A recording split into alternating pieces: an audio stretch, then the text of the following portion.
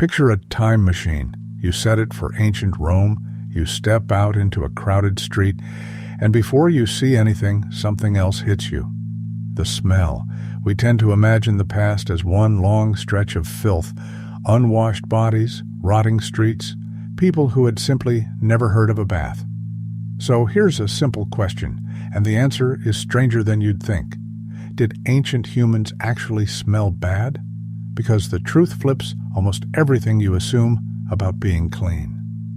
Let's start where you'd least expect it. Rome. And the surprise is that the Romans were absolutely obsessed with being clean. They had no soap for their bodies. Not really. But they had something else.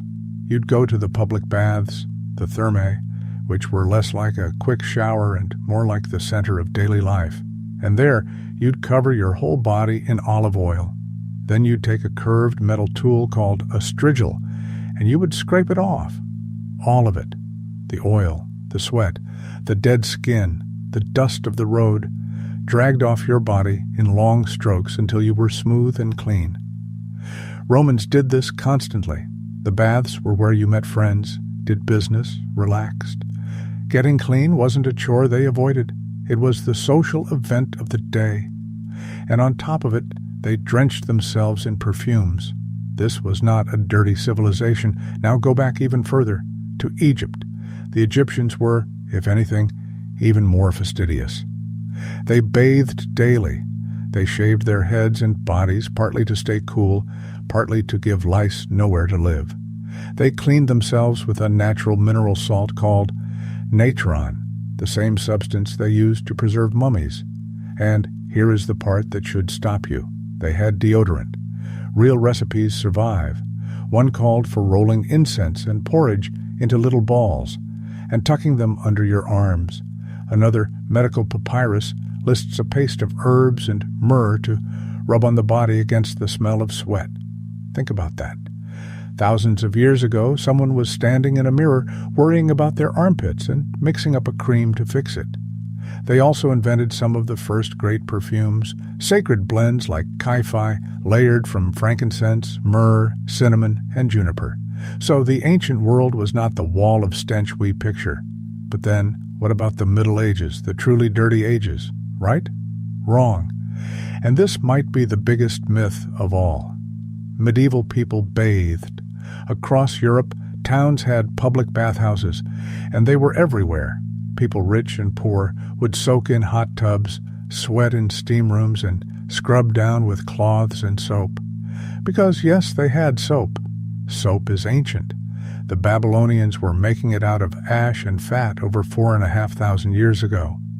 By the 15th century, going to the bathhouse for a long soak and a meal was a bit like going out to a restaurant.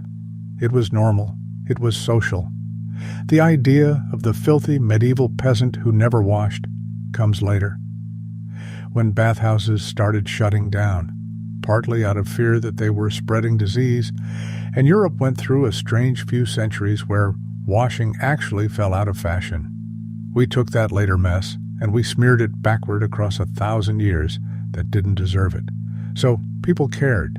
They scraped, they bathed, they perfumed, they mixed deodorants. But let's be honest about the question. Would they still smell strong to you? Almost certainly, yes. There was wood smoke in everything. Clothes were washed rarely. There were animals in the street, and no antiperspirant sealing anyone's pores shut. If you dropped into an ancient market with a modern nose, it would be a lot. But here is the twist. That modern nose is exactly the point, because to the people who actually lived there, it mostly wasn't a big deal at all. Your sense of smell has a quiet superpower. It's called olfactory adaptation. When a smell is constant, your brain simply turns it down and stops reporting it. It's why you can't smell your own home, though a visitor notices it the second they walk in. Your nose tunes out the background so it can stay alert for what's new. A whiff of smoke, spoiled food, danger. Now apply that to the whole ancient world. Everyone smelled the smoke, the sweat, the animals, the streets. It was the constant background of being alive. So everyone's nose did the same thing yours does at home. It turned the volume down and moved on. The smell of humanity wasn't offensive, it was just the air. Which brings us, at last, to you. And the strangest part of this whole story, because the real oddity here is not the ancient world, it's us. The belief that your own natural body smell is shameful, an emergency to be chemically erased every single morning, is astonishingly new. It is barely 130 years old. The first modern deodorant went on sale in 1888, the first antiperspirant in 1903, and early ones were harsh enough to burn, and people didn't even want them at first. What changed was advertising. In the early 20th century, campaigns set out, quite deliberately, to convince ordinary people, especially women, that their natural scent was a secret humiliation, something driving away friends and lovers without their knowing. It worked.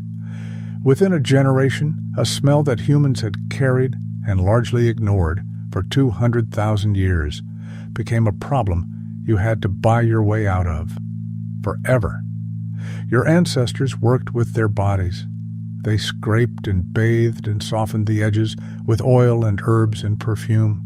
They never expected to smell like nothing because no human ever had.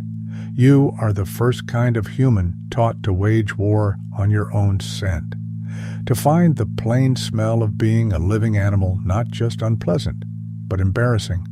So did ancient humans smell bad?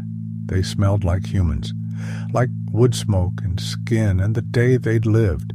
And nobody thought that was strange because everybody did. The strange one, the real historical oddity, standing in the shower with 3 products promising to erase every trace of the body underneath, might just be you. If this changed the way you see something you do every single morning, I have more like it. Subscribe, and I'll keep pulling the ordinary apart to show you what's hiding inside it.